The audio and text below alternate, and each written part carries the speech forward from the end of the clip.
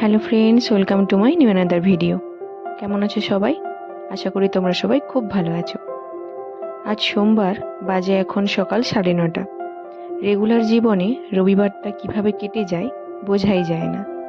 রবিবারের পর আবার সোমবার চলে আসে, সোমবার থেকে শনিবার পর্যন্ত আবার সেই একই রুটিন।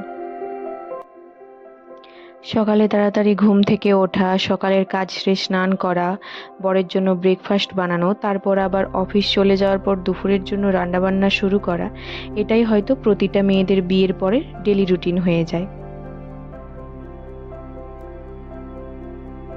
ফ্রিজ থেকে মাছগুলো বের করে রেখেছিলাম, এখন ভেজে নিচ্ছি।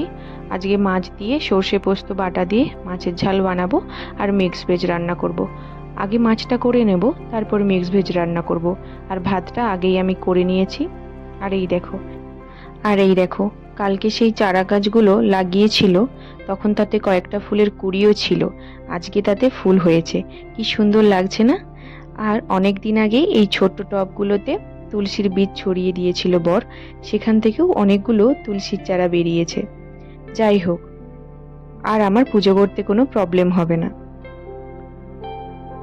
জানেন, এর আগে অনেকবার তুলসীর চারা এনে টবে লাগিয়েছিলাম, একটা কোনো রকমে বেঁচে আছে আর বাকিগুলো সব শুকিয়ে গিয়েছিল। কিন্তু এবারে দেখো অনেকগুলো চারা হয়েছে, জানি না এগুলোও বাঁচবে কিনা। তবে এখন বর্ষা, সেই জন্য হয়তো জল পেয়ে গাছগুলো বেঁচে গেছে, কিন্তু গ্রীষ্মকালে শুষ্ক আবহাওয়ার জন্য হয়তো শুকিয়ে যায়। আর এমনিতেও ঝাড়খণ্ডে বেশি যেদিন খুব গরম হয় সেদিন ঠিক বিকেলের দিকে বৃষ্টি হয়ে যায়।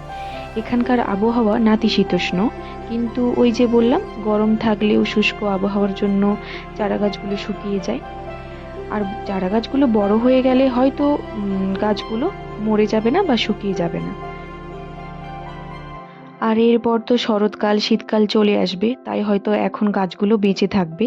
তবে আবার গ্রীষ্মকাল এলে হয়তো শুকিয়ে যাবে। দেখা যাক গাছগুলোকে কতদিন যত্নে রাখতে পারি।